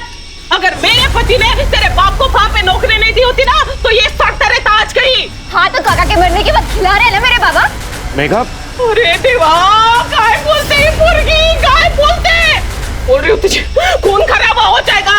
देख एक काम कर, तू ना वो अपनी वो जड़गा वाली जमीन बेच और मेरा हिस्सा मेरे को वापस कर दे। मैं अपने पैसे से अपने बेटे के लिए कोई धंधा पानी खोल दूंगी, लेकिन तेरी बेटी की बात नहीं सुनेगी। मैं बोल रही हूँ, देखो बात मत कर मेरे साथ। अच्छा, ठीक है सर। मेगा फाल की पोस्टमार्टम रिपोर्ट। पोस्टमार्टम के हिसाब से उसका मर्डर 10 से 12 के बीच हुआ है और हमें पुलिस स्टेशन में कॉल आई थी 1:10 पे। राइट सर, मतलब मेघा बुआ के घर से निकली और उसका मर्डर हो गया। ठीक है, जब मेघा का मर्डर हुआ वो खाली पेट थी, लेकिन उसके बुआ ने तो बताया था वो घर से नाश्ता करके निकली है। हाँ तो नहीं खाया होगा ना साहब, मैं क्या करूँ त्यात्मा। देखिए जब मेघा घर पे आई तो मैंने सोनालिका को बोल दिया कि उसे नाश्ता दे। मैं अपनी पूजा करने के लिए अंदर चली गई, फिर उसके बाद उसने नाश्ता किया नहीं किया मुझे क्या पता। और वैसे भी साहब ना ये लड़कियों को ना आजकल का ये घर का गाउठी खाना पसंद नहीं आता। इनको वो क्या बोलते वो पिज्जा बर्गर पास्ता वास्ता ये सब पसंद आता है, इसलिए शायद उसने नहीं खाया होगा। तो मैं क्या करूं? हो गया। हाँ, हमें पता चला है कि 1 महीना पहले तुम्हारा और ओमकार का झगड़ा हुआ था और उस वक्त मेघा ने तुम्हें खरी खोटी सुनाई थी। क्या ऐसा तो नहीं इसका बदला तुमने लिया? क्या बोल रहे साहब आप? किसके घर में झगड़े नहीं होते? किसके घर में झगड़ा नहीं होता? आपके घर में नहीं होता झगड़ा? अब झगड़ा हुआ इसका मतलब ये तो नहीं कि आप। और जब झगड़ा चलते रहता ना साहब तो हमें होश नहीं रहता कि हम क्या बोल रहे। जो मन में आया जो मुंह में आया हम बोल देते बस। वही बोल रहा हूं मैं, झगड़े में आदमी को होश नहीं रहता है ना। 100 बात की एक बात आपको बोल रही हूँ साहब, मेघा मेरा खून थी। उसका खून करना तो बहुत दूर की बात है, मैं उसके बारे में बुरा भी नहीं सोच सकती, समझे आप? जाऊं मैं आता?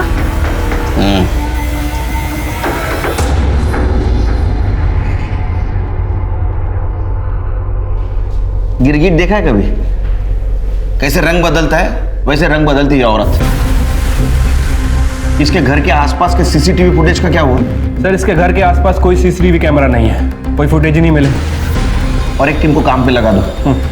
इसके घर के रास्ते पे जितने भी रोड कनेक्टेड है ना, वहां अगर सीसीटीवी रहेगा तो उसका फुटेज कलेक्ट करो। ठीक है सर। सर ये रहे मेघा फाल्के के लोकेशन और कॉल रिकॉर्ड। कुछ संदिग्ध मिला? सर इन कॉल रिकॉर्ड्स में एक दीपक दातार नाम के लड़के का नंबर है, जो नंबर अभी बंद है। कौन है दीपक दातार? सर थोड़ा गुंडा टाइप का लड़का है। इवन हमारे थाने में भी इसके खिलाफ 3-4 मारपीट के केसेस दर्ज है। इसका एड्रेस निकाला? जी सर, हम इसके घर भी गए थे, लेकिन इसके घर पर ताला है। इसका मोबाइल सर्वेलेंस पे डाल दो और पता करो इसका मेघा के साथ क्या कनेक्शन है। ओके। मैम मेघा मेरी अच्छी दोस्त थी, वो दीपक से शादी करना चाहती थी, लेकिन मेघा के आई बाबा दीपक के नाम से भी चिढ़ते थे और वो उनकी शादी के खिलाफ थे।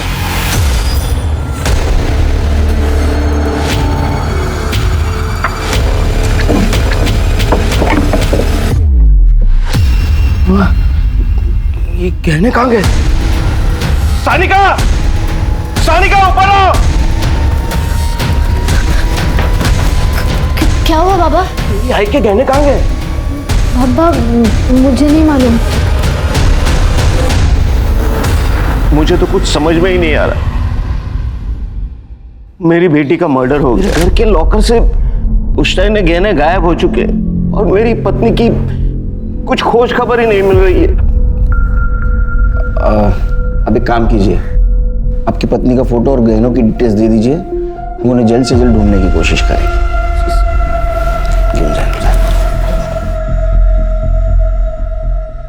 सर पहले मर्डर, अब चोरी और गुमशुदगी। सर इस केस में तो कोई लंबी साजिश नजर आ रही है। साजिश तो है श्री, मगर ये साजिश कौन कर रहा है ये हमें ढूंढना है। मेघा का मर्डर हो चुका है, दीपक गायब है, हो सकता है ऑनर किलिंग का मामला हो, या तो ओमकार ने दीपक और मेघा का मर्डर किया हो, या सिर्फ मेघा का मर्डर किया हो और इसमें उसकी पत्नी अश्विनी भी शामिल है और इसीलिए उसने अश्विनी को पंढरपुर भेज दिया। क्या यह भी हो सकता है कि मेघा के मर्डर में और चोरी में दीपक का हाथ? सिर्फ एक काम करो कि दीपक की तलाश जारी रखो और इसके मोबाइल लोकेशन और कॉल डिटेल्स निकलवाओ और ओमकार और अश्विनी इनकी भी सीडीआर रिपोर्ट निकलवाओ। पंढरपुर पुलिस स्टेशन में कांटेक्ट करके अश्विनी का पता लगा और अपने खबरों को अलर्ट कर दो और गहनों की तलाश शुरू कर दो। ठीक है सर।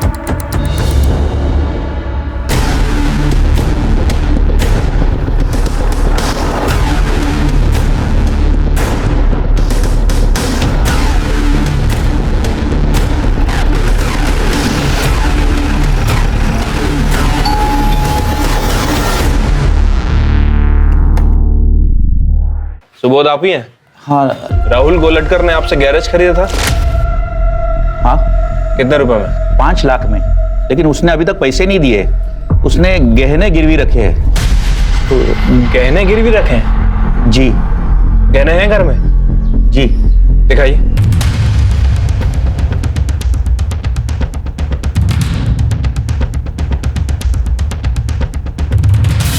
ये तो मेरे माँ के गहने साहब, गिरवी रखने के लिए दिए थे। क्यों, क्या हुआ साहब?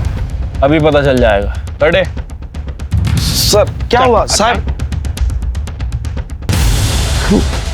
ये तो अश्विनी के गहने हैं। हाँ सर, ये मेरी आई के गहने हैं। सर तेरी माँ को पहले से मेघा पे गुस्सा था और तेरे को भी धंधे के लिए पैसे चाहिए थे, इसलिए तूने एक तीर में 2 शिकार कर दिए। नहीं सर, मैंने कुछ नहीं किया सर, ये सब झूठ है सर। झूठे बोल रहा है? झूठ है, झूठ है।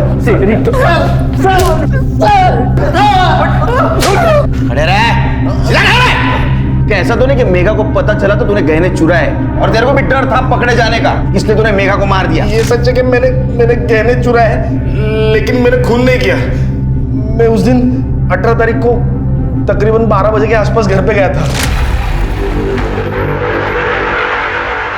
मेरे पास ना घर की चाबी होती थी, मुझे पता था घर पे कोई नहीं है। मामा महाबलेश्वर गए, मामी पंढरपुर गई थी और सानिका और मेघा कॉलेज गई थी।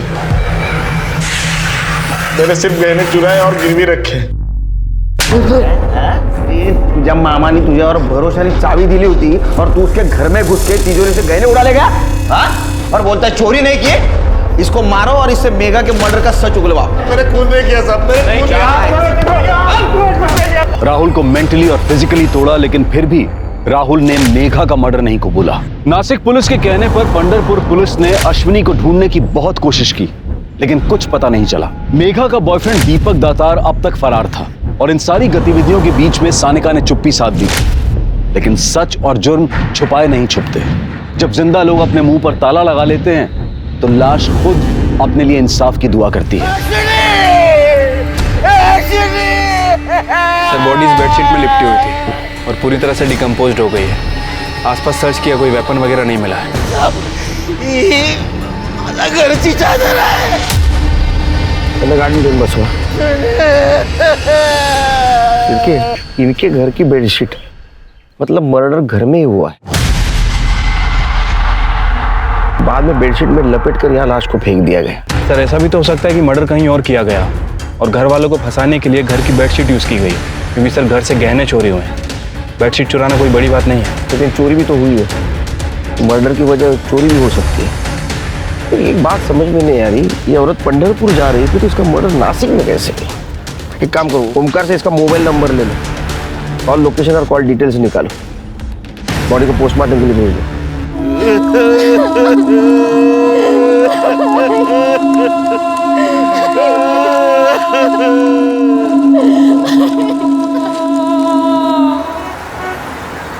सर अश्विनी फाल्के की पीएम रिपोर्ट। सर रिपोर्ट के हिसाब से उसकी मौत 18 अक्टूबर को हुई है।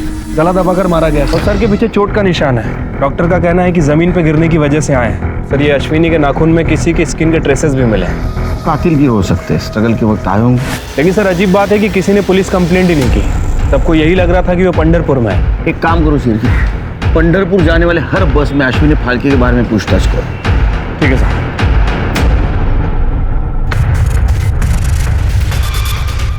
हाँ मैडम, ये काकी तो 18 तारीख को पंढरपुर जाने के लिए मेरी ही गाड़ी में बैठी थी। अरे बस थामा। क्या है काकी? घर से फोन आया है, इमरजेंसी है, उतरना पड़ेगा। हेलो जी सर, अश्विनी पंढरपुर जाने के लिए बस में जरूर बैठी थी, लेकिन 5 मिनट बाद वो रास्ते में उतर गई। अश्विनी फाल्के के कॉल रिकॉर्ड और लोकेशन रिकॉर्ड। सर रिकॉर्ड के हिसाब से उसकी आखिरी बार बात 12:45 पर सानिका से हुई थी। लास्ट लोकेशन क्या है? सर लोकेशन के हिसाब से 12:55 पर उसका फोन घर पर ही था और उसके बाद 1:05 पर उसका फोन स्विच ऑफ हो गया। उस वक्त उसके घर के आसपास किसके किसके नंबर एक्टिव थे? सर एक मिनट। सानिका, बुआ का लड़का राहुल और मेघा। इसके अलावा और कुछ सस्पिशियस? हाँ सर, 2 लोग हैं, दीपक और सानिका। सर दीपक के कॉल रिकॉर्ड के हिसाब से जिस टाइम मर्डर हुआ दीपक का फोन स्विच ऑफ था और सानिका के फोन रिकॉर्ड में किसी सिद्धेश लाटकर का नंबर मिला है। और सर ये दीपक और सानिका आपस में बहुत बातें किया करते थे फोन पर। ये सानिका का सिद्धेश लाटकर और दीपक के साथ क्या कनेक्शन था, जरा पता करवाओ। ठीक है सर। शिरके, इस केस से जुड़े कुछ सवाल हैं जिसका जवाब हमें ढूंढना होगा। अश्विनी का मर्डर 18 तारीख को हुआ और उसी दिन उसके गहने भी चोरी हो गए। तो सवाल नंबर 1, क्या उसका खून घर पे हुआ? तो किसने किया और क्यों किया? सवाल नंबर 2, अश्विनी पंढरपुर के लिए निकली लेकिन कुछ इमरजेंसी बताकर आधे रास्ते में बस से उतर गई और घर आ गई। क्या थी वो इमरजेंसी? सवाल नंबर 3, अगर उसके मर्डर में मेघा का हाथ है तो मेघा का मर्डर किसने और क्यों किया? मेघा और सानिका झूठ क्यों बोल रहे थे कि उनकी बात मां से होती थी? एक और बात, अश्विनी और ओमकार दीपक की शादी मेघा से नहीं होने देना चाहते थे, तो क्या ऐसा तो नहीं कि दीपक ने अश्विनी को मार दिया और ये बात मेघा को पता चली तो उसने मेघा को भी मार दिया? दीपक के घर की तलाशी लेनी होगी शिरकी। ठीक है सर। और एक काम करो, फॉरेंसिक से कहो यूवी लाइट्स अरेंज करें, हमें ओमकार के घर की भी तलाशी लेनी है।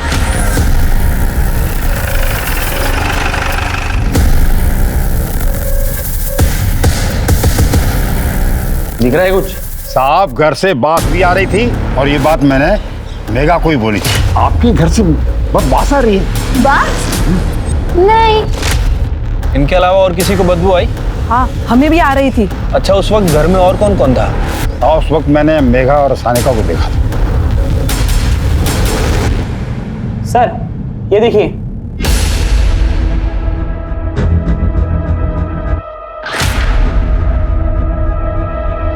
सर यहाँ भी है, यहाँ पे है सर। ठीक है।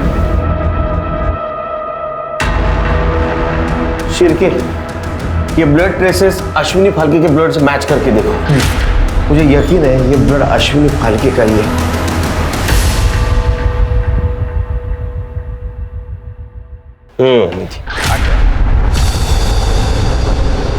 उनके ट्रेसेस मिले हमें, और तुम और तुम्हारी बहन मेघा भी घर पे ही थे, ये भी पता चला है मोबाइल लोकेशन से। तुम तो कहती थी तुम्हारी माँ के साथ बात हो रही है, उसके बाद में मेघा का भी मर्डर हो गया, तुम चुप रही, किसी से कुछ नहीं कहा। क्यों? सानिका, सानिका तुम बोलते क्यों नहीं?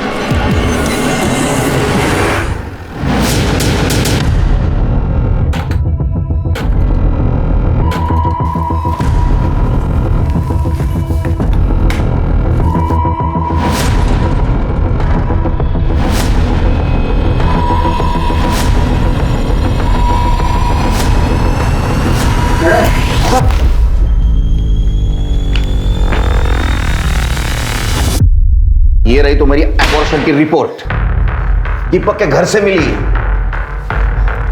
दीपक के साथ लंबी लंबी बातें करती थी, ये मालूम होने के बावजूद भी कि वो तुम्हारी बहन मेघा का बॉयफ्रेंड है, तुम उसके साथ रिलेशनशिप में थी, और ये बात तुम्हारी माँ अश्विनी को पता चली, इसलिए तुमने तुम्हारी माँ को मार दिया। मेघा को समझाया बुझाया, वो मानी नहीं तो उसको भी मार दिया। नहीं सर, मैंने किसी को नहीं मारा सर। झूठ बोलना तो तुम्हारी आदत है। सर मैं सच बोल रही हूँ, मैं दीपक भाऊ के साथ रिलेशनशिप में नहीं थी। वो मैं तो क्या? मैं मेरे बॉयफ्रेंड सिद्धेश से प्रेग्नेंट हो गई थी, इसलिए दीपक भाऊ के पास गई थी हेल्प के लिए, क्योंकि उन्होंने भी ताई का अबॉर्शन करवाया था। अब ये भी सच बता दो कि तुम्हारी माँ को किसने और कैसे मारा, बताओ।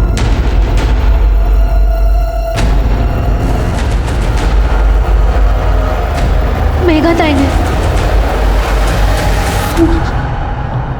18 तारीख को क्या हुआ था, डिटेल में बताओ। 18 तारीख को आई के घर से निकलने से पहले ताई अपना सामान लेकर मुंबई जाने वाली बस स्टैंड के लिए निकल गई, और फिर बस स्टैंड पे जाके ताई ने मुझे कॉल भी किया। तब मैं सिद्धेश के साथ कॉलेज में थी। एक मिनट। हेलो, हाँ ताई। सानिका, मैं दीपक के साथ हमेशा हमेशा के लिए घर छोड़कर जा रही हूँ। ताई, लेकिन क्यों? देख, पापा मेरी शादी दीपक से नहीं होने देंगे, इसके अलावा मेरे पास और कोई चारा नहीं है। हाँ बोल सानिका। ताई दीपक भाऊ के साथ शादी करने के लिए घर छोड़कर जा रही है। क्या? मैं अभी आ रही हूँ घर, अभी आ रही हूँ। ताई, मेरी आई से बात हो गई है, वो घर वापस आ रही है, तू भी आ जा। आई बाबा के साथ तेरी और दीपक के बारे में बात करने वाली है, वो तेरी शादी करवा देंगे, तू घर आ जा। थोड़ी देर बाद सिद्धेश ने मुझे घर छोड़ दिया। घर गई और मैंने देखा कि ताई ने आई को मार दिया था। ताई तूने क्या किया? मेघा, दीपक भाऊ ताई को ढूंढते ढूंढते घर पहुंच गए। ये क्या हुआ? मेघा, ये क्या किया तूने? सानिका, दीपक प्लीज मुझे बचा। तुम दोनों को मेरी कसम, किसी को कुछ मत कहना। ये बात तुमने हमें पहले क्यों नहीं बताई? सर, ताई ने कसम दी थी, इसलिए मैं चुप थी। तो तुम्हारी माँ ने तो तुम्हारी आई और तुम्हारी ताई तुमसे पहले घर पहुंची थी, और कॉल रिकॉर्ड के हिसाब से पहले तुम्हारी माँ, उसके बाद में तुम, और उसके बाद में तुम्हारी बहन मेघा घर पे पहुंची। नहीं सर, मैं सच बोल रही हूँ। तो अब सच सच ये भी बता दो कि तुम्हारे आई के बॉडी को किसने और कैसे ठिकाने लगा है। सर मुझे नहीं मालूम, वो बास के कारण मेरी तबीयत बहुत खराब हो गई थी। तुम्हारी तबीयत तो तब खराब होगी जब तुम्हारे माँ के नाखूनों में मिले हुए स्किन टिश्यूज का डीएनए रिपोर्ट आ जाएगा, तब पता चलेगा कातिल कौन है। इसका डीएनए टेस्ट कराओ। सर मैंने कुछ नहीं किया। तोते की तरह रटा रटा बात कर रही है, पता नहीं किसको बचा रही है। सर, सिद्धेश ने एक्सेप्ट किया है कि उसने सानिका को प्रेग्नेंट किया था। सर, मेघा ने 21 तारीख की रात को एक अननोन नंबर पर फोन किया था, और वो फोन नंबर दीपक दातार के कॉल रिकॉर्ड्स में भी है। ये किसका नंबर है? सर, ये नंबर रूमी गैराज के ओनर का है। हमने उसका गैराज चेक किया, वो गायब है और उसका फ़ोन भी बंद है। शिरके क्या ऐसा तो नहीं इस रोमी की मदद से लाश को ठिकाने लगाया गया? एक काम करो शिरके, गैरेज की सब गाड़ियां चेक करो, कोई संदिग्ध गाड़ी दिखे तो उसको फॉरेंसिक के लिए भेज दो। सर ये देखिए ये गाड़ी, इस गाड़ी में दीपक उस तरफ जाता हुआ नजर आ रहा है जहां में अश्विनी की लाश मिली। शिरके हमारे और खबरों को अलर्ट कर दो, मुझे किसी भी हालत में दीपक और रोमी गैरेज वाला चाहिए। लेकिन सर रोमी के गैरेज में तो इस कलर की गाड़ी है ही नहीं। रोमी की गैरेज में जितनी भी अभी कलर की हुई गाड़ी है ना, उसके सबके इंटीरियर चेक कर। मुझे यकीन है इसने हमें गुमराह करने के लिए कोई गाड़ी बेची होगी या गाड़ी को नया कलर दिया होगा। ठीक है सर। रूमी के गैराज में पुलिस ने हर गाड़ी की बारीकी से जांच की और आखिरकार उस गाड़ी की पहचान हो गई जिसमें अश्विनी की लाश को ठिकाने लगाया गया था। खबरी नेटवर्क की मदद से रूमी का पता चल गया और उसने ये कबूल किया कि दीपक ने कॉल करके लाश ठिकाने लगाने के लिए गाड़ी मांगी थी। पुलिस को अब दीपक की तलाश थी। ऐसे में पुलिस के पास अब भी वही सवाल थे, मेघा और अश्विनी की हत्या किसने की थी और इस सब में सानिका फाल्के की क्या भूमिका थी। और इसी बीच पुलिस को पता चला कि दीपक अपने एक दूर के रिश्तेदार के घर में छुपा हुआ है। क्यों मारा? कुछ नहीं किया सर ये दीपक तो कुछ बोल ही नहीं रहा है।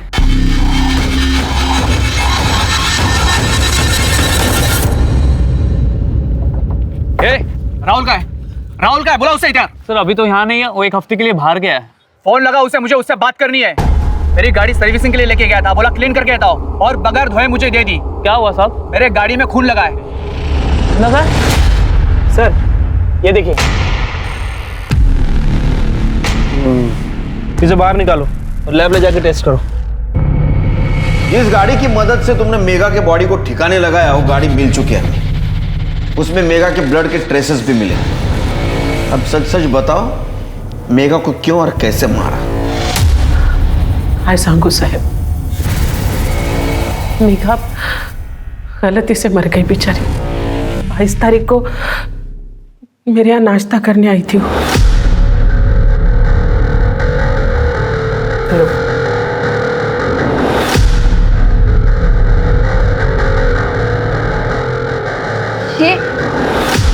ये कहाँ से लिया तुमने? अरे ये तो यही लेके आए थे 3 दिन पहले। राहुल ने दिया ये? हाँ। राहुल अरे क्या हुआ? ये कहाँ से लिया तूने ये? आप वो जो पोटली लेके आए थे ना गहनों की, उसमें से लिया मैंने।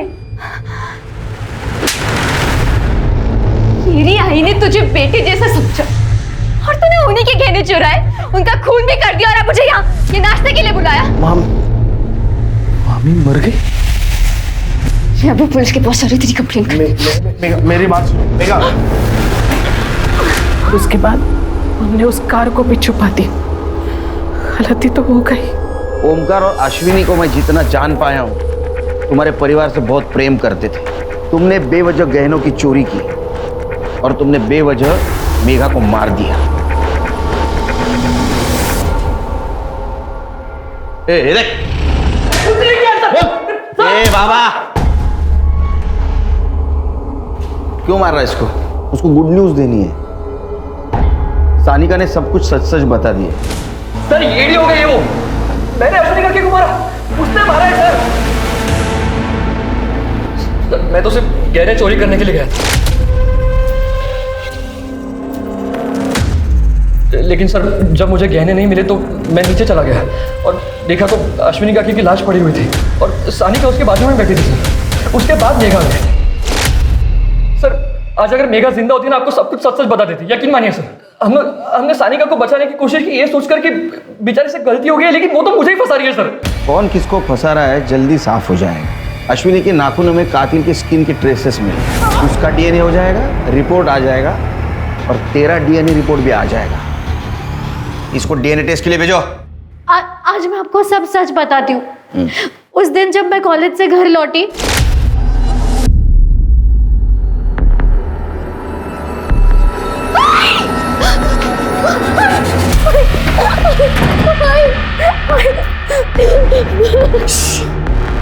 ये मर्डर तूने किया है, समझ रही है ना? दीपक तू? देख तेरी बहन ने क्या किया।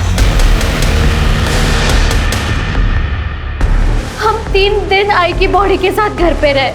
मैं दीपक को भाई समझती थी, लेकिन वो जानवर है जानवर, और उसने हर रात मेरा रेप किया। ताई को पता तक नहीं चला। ये सब तुमने क्यों सहा? सर 1 साल से वो मुझे ब्लैकमेल कर रहा था। अबॉर्शन करवाने के बाद एक दिन उसने मुझे घर बुलाया। अगर आप नहीं होते तो मेरा अबॉर्शन नहीं हो पाता। थैंक यू भाऊ।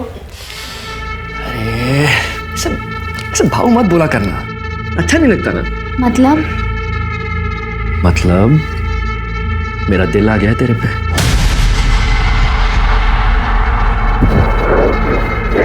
ये क्या कर रहे हो? ताई हमसे इतना प्यार करती है, आपसे शादी करना चाहती है, और आप मेरे साथ ये सब कर रहे हो। मैं ताई से जाके अभी सब कुछ कह दूंगी। अरे तू ताई को बताएगी तू? एक काम कर, क्या बता, फिर मैं भी दुनिया को बता देता हूँ कि तेरा अबॉर्शन हुआ है। बताओ क्या? नहीं प्लीज नहीं। फिर उसने चुपके से मेरी गंदी वीडियोस बनाई। उसका जब मन करता था वो मुझे घर बुलाता था, मेरे साथ जबरदस्ती करता था। तू चाहती है ना मैं तुझे ऐसे परेशान ना करूं?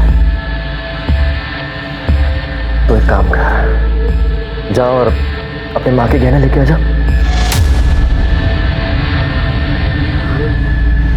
अरे प्लान पूरा सॉर्टेड है। तेरी बहन के साथ भाग के शादी कर लूंगा और भूल जाऊंगा यार तुझे।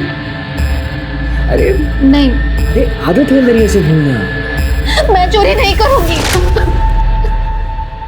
तुम्हारे इस कहानी पर भरोसा कैसे करें? सर मैं अपना रेप और अबॉर्शन को छुपा रही थी, इसलिए मैं अब तक झूठ बोल रही थी सर। लेकिन अभी मैं सच बोल रही हूँ। दीपक के पास मेरी गंदी गंदी वीडियोस है।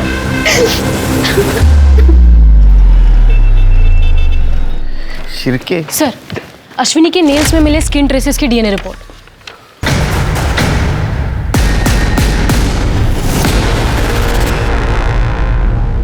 देख, उतर।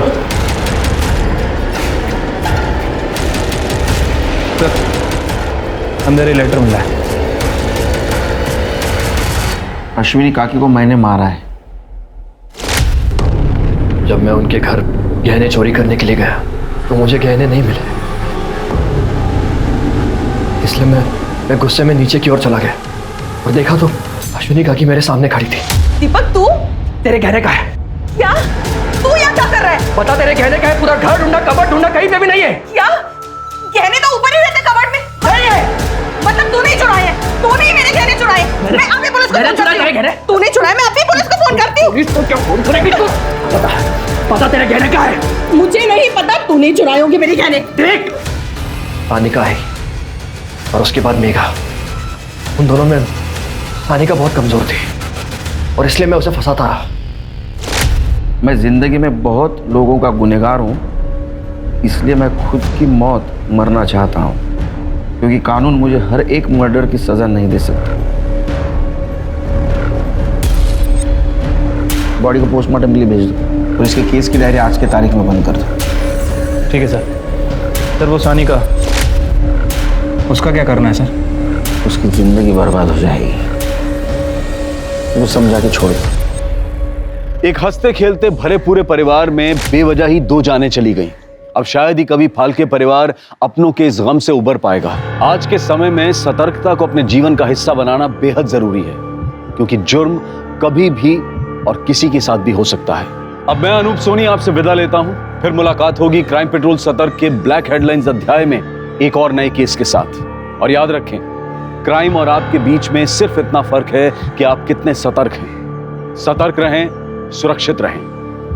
जय हिंद। इस तरह के और भी एपिसोड देखने के लिए हमारे चैनल को सब्सक्राइब करें और बेल आइकन दबाना ना भूलें।